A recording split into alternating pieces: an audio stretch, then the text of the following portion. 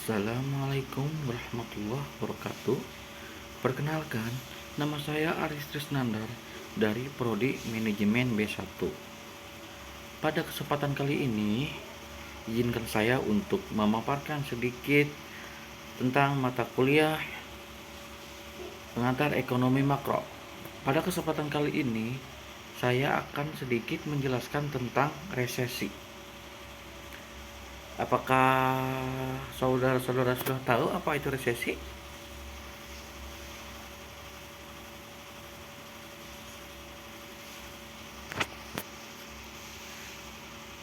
Resesi. Pada dasarnya, resesi ekonomi adalah kondisi saat perekonomian negara tengah memburuk. Resesi terlihat dari produk domestik bruto atau PDB negatif, pengangguran meningkat, hingga pertumbuhan ekonomi real bernilai negatif selama 2 kuartal berturut-turut.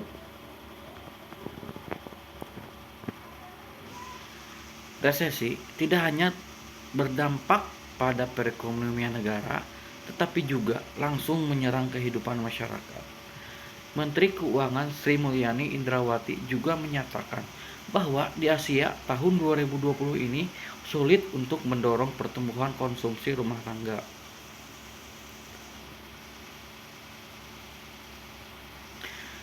Menteri Keuangan Sri Mulyani mengatakan di dalam suatu wawancara pada kuartal 3 dan 4 memang rasanya cukup berat karena di kuartal 3 ini konsumsi kita lihat belum menunjukkan pemulihan yang kita harapkan.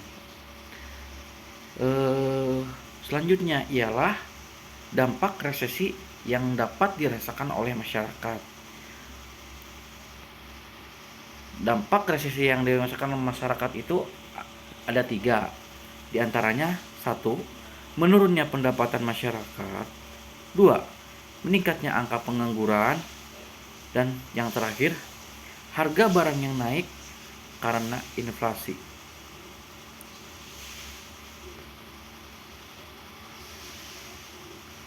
Terus, Kementerian Keuangan juga telah merancang kebijakan fiskal tahun 2023 agar setiap menghadapi ancaman sejumlah risiko termasuk ancaman resesi ekonomi global. Kendati demikian, pemerintah tetap waspada akan kemungkinan pelemahan ekspor Indonesia. Menteri Keuangan mengatakan ekspor Indonesia akan terpengaruh apabila ekonomi dunia jatuh dalam resesi. Selain itu, pertahanan dalam negeri juga akan terus dilindungi.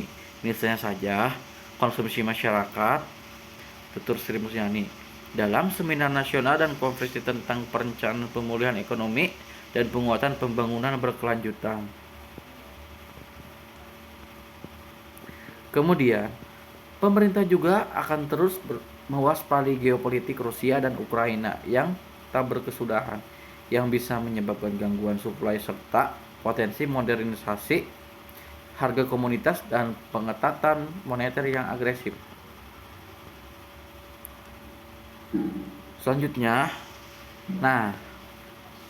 Yang selanjutnya ialah pemerintahan daerah diharapkan turut membantu penunjang iklim investasi yang kondusif, membantu menjaga ketahanan pangan masyarakat melalui gerakan kemandirian pangan keluarga, meningkatkan kesiapsiagaan dalam menghadapi bencana gempa, hidrometeorologi agar dapat mengurangi korban jiwa, harta dan benda yang dapat membuat korban menjadi tidak berdaya.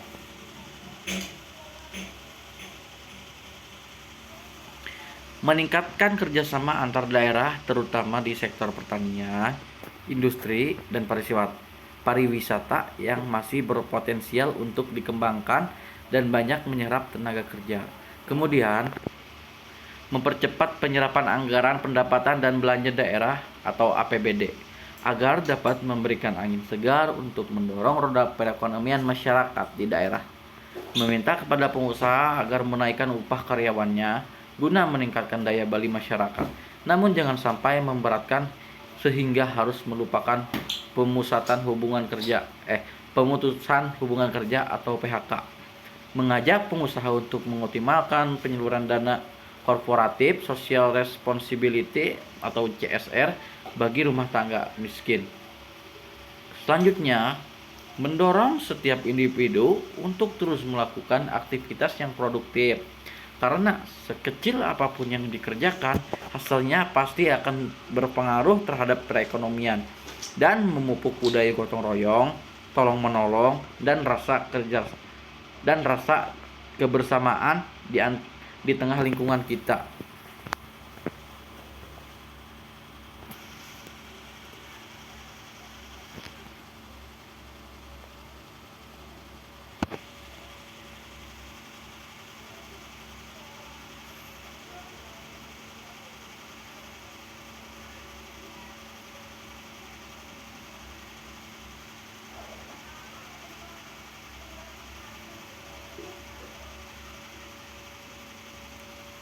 Mungkin dicukupkan sekian presentasi dari saya.